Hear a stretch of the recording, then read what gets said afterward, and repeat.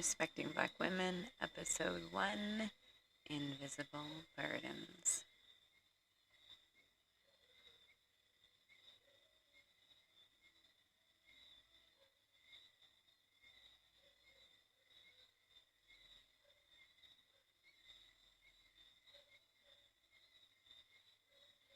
Have you ever felt like your contributions, presence, or efforts wasn't exactly seen?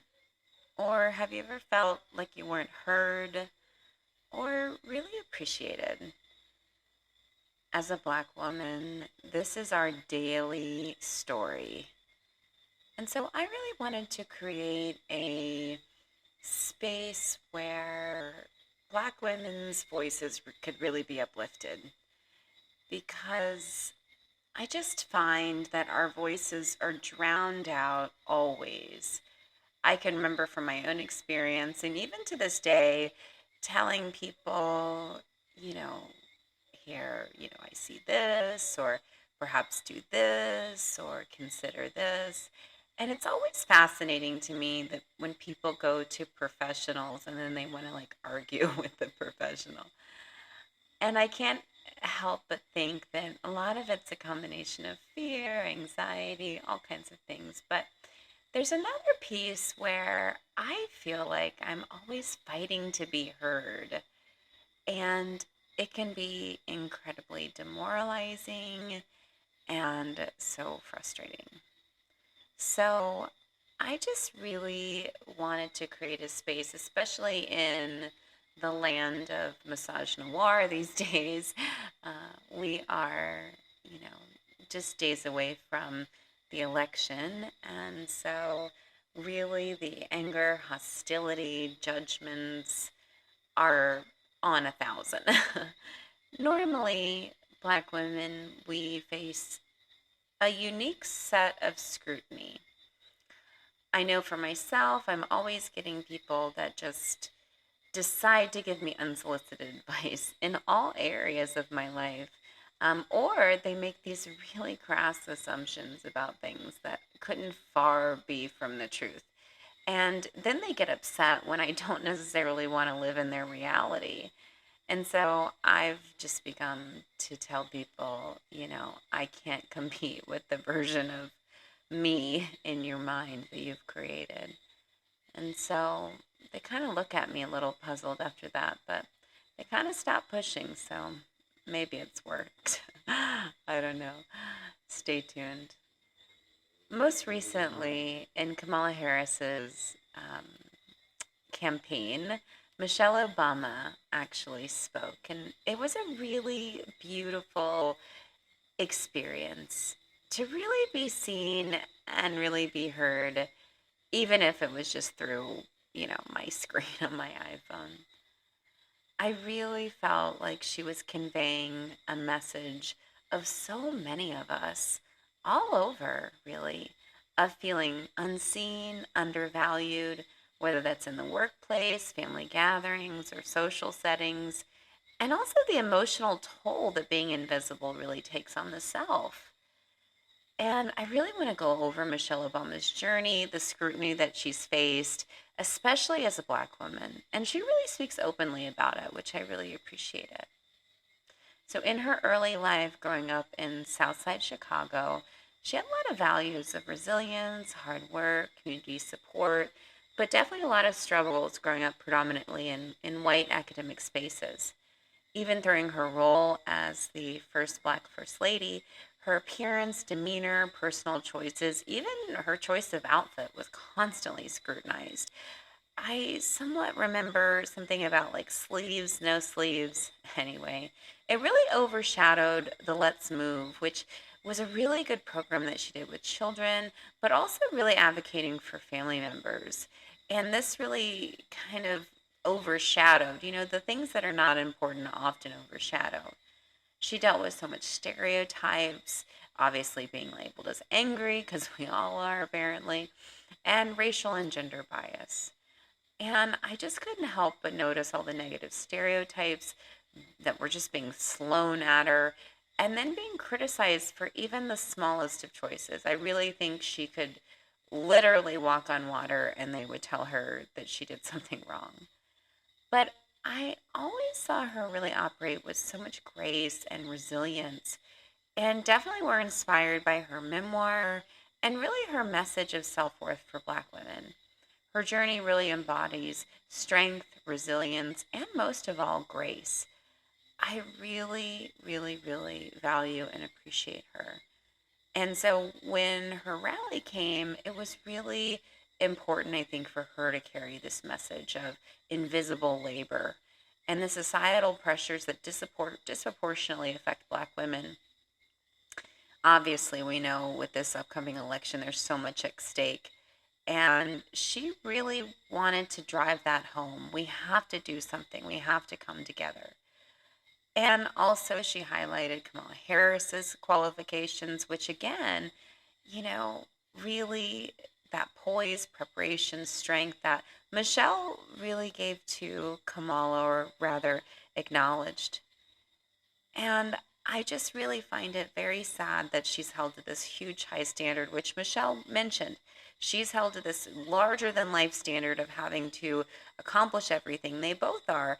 While Trump, her opponent, literally can drive garbage trucks and get praise.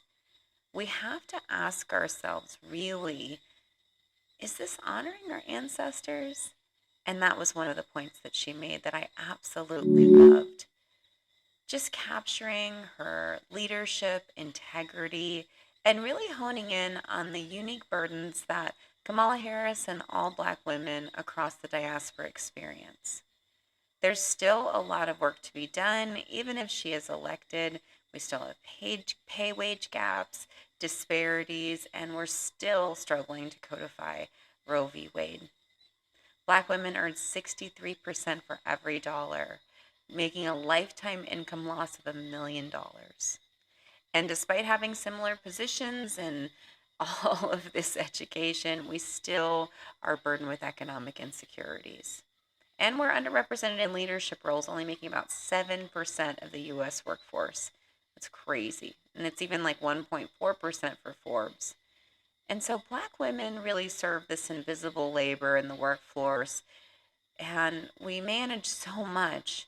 This emotional, mental work supports the organizational culture, even if it's not seen. I feel like we absolutely are the mammies of our current corporate structures. So, what is this invisible burden that Michelle Obama talks about? It's this concept of all the unique challenges that are unrecognized in our society, such as intergenerational trauma. That's not acknowledged, accepted. We're told to suck it up, pull ourselves up from our bootstraps. And then even looking at the connections between Harris and Obama. Oh, I never remember Obama getting nearly as much scrutiny as Kamala Harris, but who knows?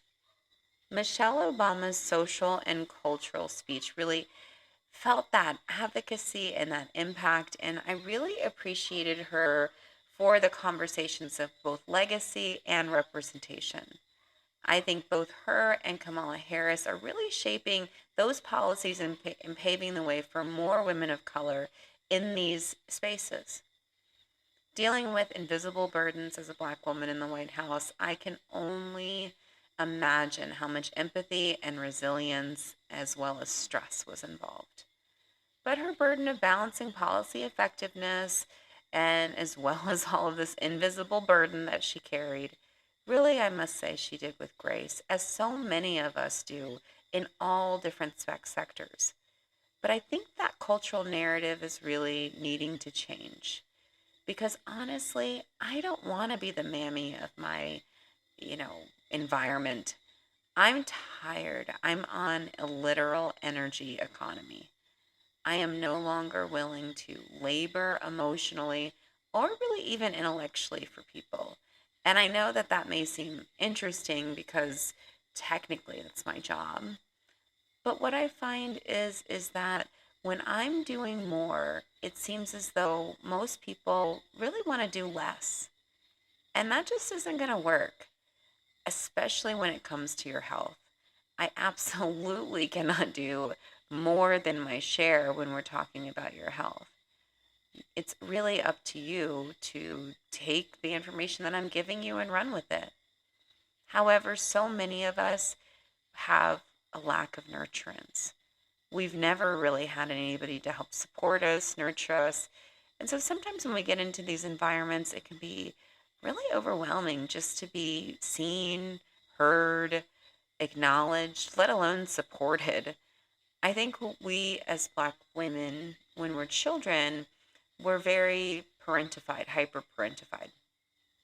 And with that, we really develop this tough exterior to not need anything. And unfortunately, this tough exterior of not needing anything creates not needing anything. So then we experience a lack of support.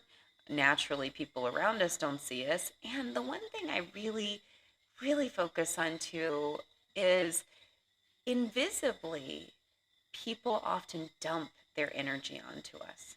And we don't even know it, especially because we're too busy trying to balance plates and spin other things and flip and juggle all at the same time just to keep everything going. And it can just be absolutely too much. So forgive us if we drop a ball. I just really don't think emotionally laboring for other people or placating their emotions really is healthy for us as Black women. And in fact, a lot of ways, I feel like it's a trauma response because we're tiptoeing around master to make sure that we don't get injured, we don't get hurt, etc. Fill in the blank. But truly, that's not going to work, especially long term. Our nervous systems can't handle it. Dear God, we're walking around and we have to do this and we have to do that. But we're constantly in this hyper-vigilant state, and there's really no relief. I really blame Disney for this one, that no one is going to come and save you. And the reason I say that is because watching Disney all of those years, you're literally indoctrinated as a little girl that some Prince Charming out of nowhere, who's perfect, by the way, is going to waltz in and just save the day. And we're programmed thinking that way. But nobody's going to come and save the Black girl. In fact, the Black girl oftentimes has to save herself and the next 10, 15 people around her. And do it with grace, style, pizzazz, and all the other things. It's just insanity. And so I absolutely appreciate Michelle Obama's speech about those invisible burdens, because I can only imagine what invisible burdens that she carried while she was in the White House. I'm sure at times she felt frustrated, let down, powerless, angry, vengeful. I know I would have. I remember one time I had a patient of mine in my office, and I was a pretty well-known Republican for a long time and pretty outspoken about the ACA for various reasons. We won't get into it. Um, but I also understood that there was a need there. It was more so how we get to that need. So nonetheless, Republicans often would feel very comfortable sharing whatever with me, which in a lot of ways, in retrospect, I don't know if that's a good thing or a bad thing. So I remember this patient says to me, "Oh, what do you mean? Like Michael? Ha ha." And we all know the joke. And it's not funny. And it's not a joke. And even though I was a Republican at the time, I corrected her immediately. And I said, "No, that's Michelle Obama. Show some respect." I absolutely cannot understand how people can choose to denigrate and dehumanize another individual. I don't think I'll ever understand it. And I'm pretty grateful that I don't understand it.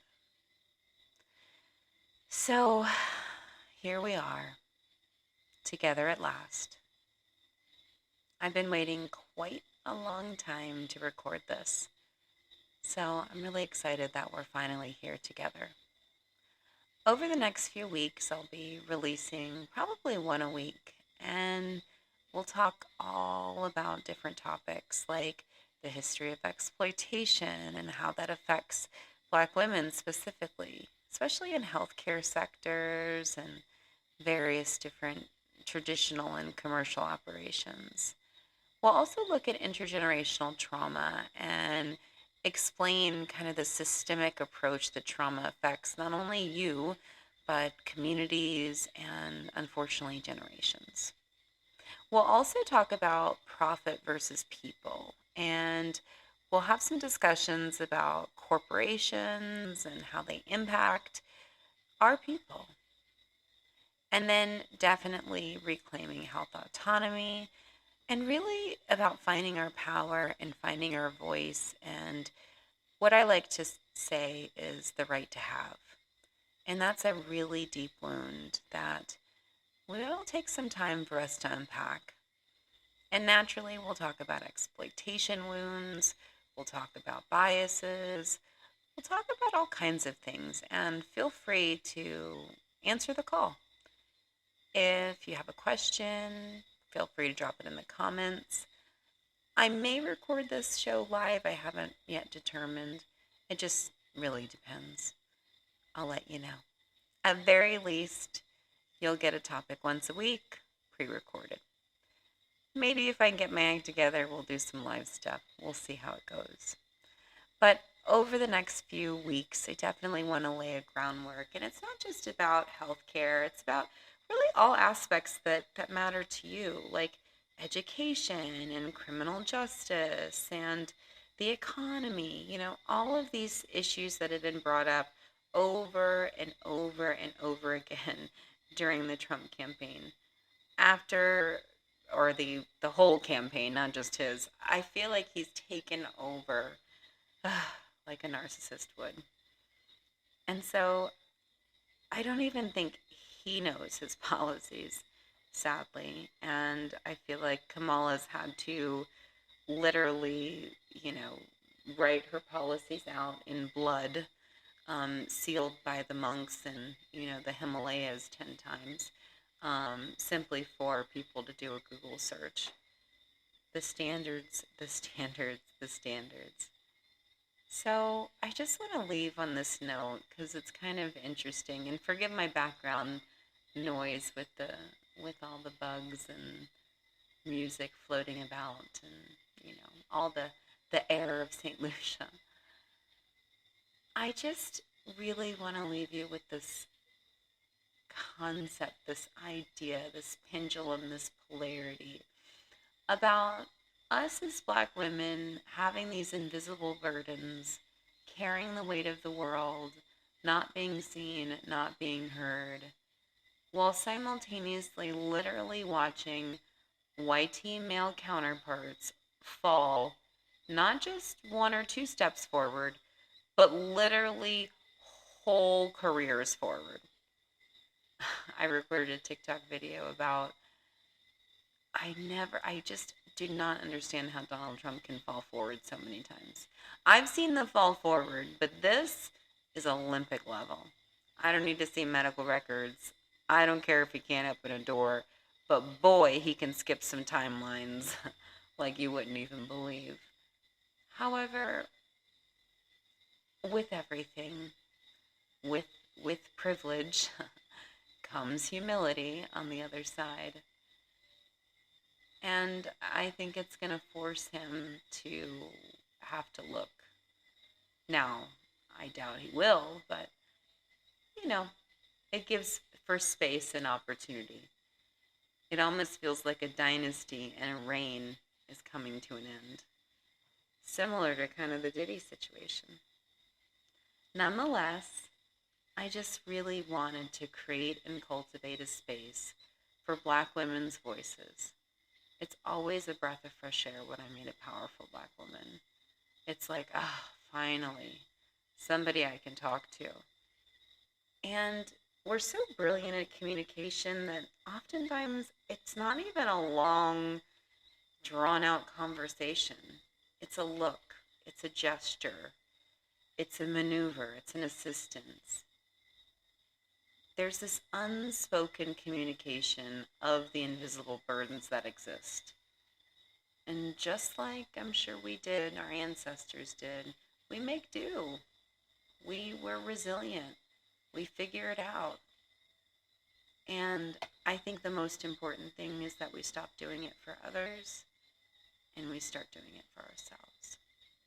So welcome to the first episode. I'm really excited and really looking forward to exploring these topics and really just feeling it out. I love just taking things slowly, easily, effortlessly, without a whole lot of stress. My husband says, no pressure. So I'll leave you with that. Until next time.